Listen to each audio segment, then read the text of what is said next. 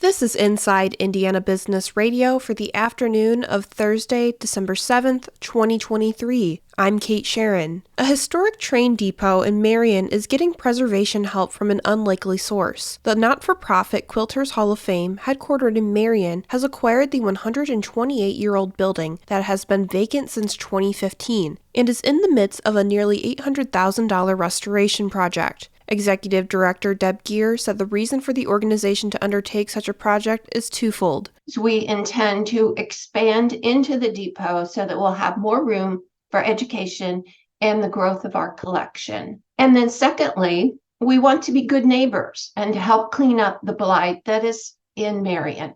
When complete, the depot will feature a multi-purpose room that could be rented for certain events. Plans for the building also includes quilt exhibits, a research library, a classroom space, and temperature-controlled storage. The not-for-profit has received a loan from the Indiana Landmarks Endangered Places Loan Fund to acquire the building and begin the renovation work. Our partners at Fox Michiana reported that Great Lakes Capital, the developer for Grandview Flats and townhomes, is expected to move forward soon with the next phase of development at the growing intersection of State Road 23 and Gumwood Road. Great Lakes Capital initiated the first phase of its Grandview development, a $100 million investment bringing more than 200 units to a 46-acre site at Gumwood and Cleveland Road in 2015. Fox Michiana reports the latest phase will bring 246 apartments, 66 townhomes, a hotel, rooftop, and ground-level restaurants to the complex. Apartments will be designed in studio, one-bedroom, and two-bedroom floor plans, with townhomes offering two-bedroom and three-bedroom plans. The development will also feature a fully enclosed garage for resident parking.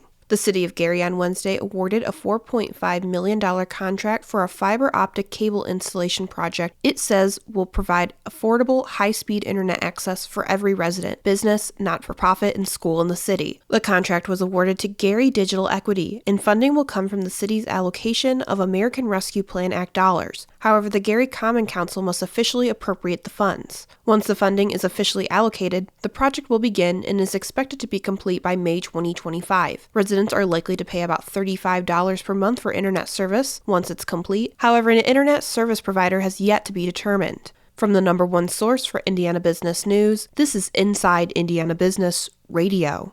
Whether it's a new hire or a noteworthy promotion, IIB's Bigwigs and New Gigs serves as a platform to promote your team. Our revamped offering includes being featured on both the newly redesigned newsletter and at InsideIndianaBusiness.com. Subscribers to the Business News subscription save $10 off every listing. Plus, you can save $100 by bundling your submission to IIB with the Indianapolis Business Journal or the Indiana Lawyer. More at InsideIndianaBusiness.com. The Vincennes University Board of Trustees on Wednesday voted to extend the contract of President Chuck Johnson. The board also approved a construction bid for the planned $34 million Center for Health Sciences and Active Learning. Johnson was selected as VU's 22nd president in 2015. The board unanimously approved a one-year extension to his contract, which now runs through December 31st, 2026. Johnson told our partners at WTWO-TV after Wednesday's board meeting that the university will continue to keep the focus on its mission. We're going to continue to focus on the things that we always focus on, that is ensuring that our students who are here are getting the best possible education, that we have the equipment, the faculty, the facilities, and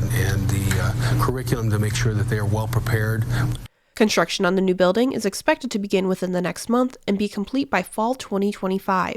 Governor Eric Holcomb says he isn't yet ready to unveil his final legislative agenda, which is set to be revealed on January 8th. Lawmakers seem keen to keep sessions short in 2024, meaning any priorities will need to be ready when legislators convene on that same date. The governor shared 3 generalized priorities in an interview with the Indiana Capital Chronicle, including government efficacy and transparency, wrapping up outstanding or in-progress projects, and increasing awareness of current government programs. Something else Holcomb wouldn't reveal until 2024, whether or not he'd endorse any of the 6 contenders in the Republican primary for governor. He wanted to see more policy proposals from the candidates, then make a decision whether or not to endorse. Holcomb has worked closely with several of the candidates, which include U.S. Senator Mike Braun, his Lieutenant Governor Suzanne Crouch, his former Secretary of Commerce Brad Chambers, Fort Wayne businessman Eric Doden, his former Attorney General Curtis Hill, and Mother Jamie Reitenor.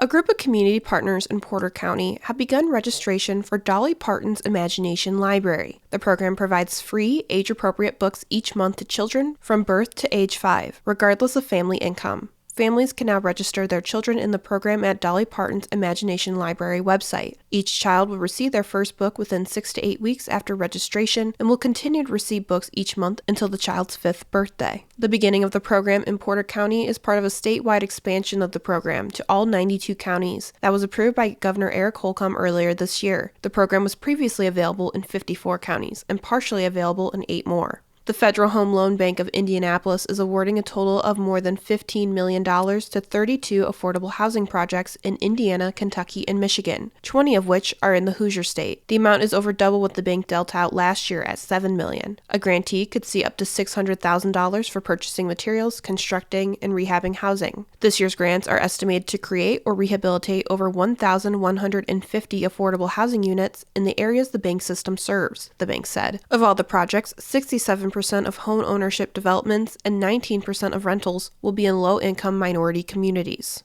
Veteran broadcast journalist John Stair is this week's guest on the Business and Beyond podcast with Gary Dick, presented by PNC, a weekly conversation with high-profile Hoosiers in business, sports, entertainment, and beyond. Available now from your favorite podcast provider. I'm Kate Sharon for Inside Indiana Business, Radio on Demand.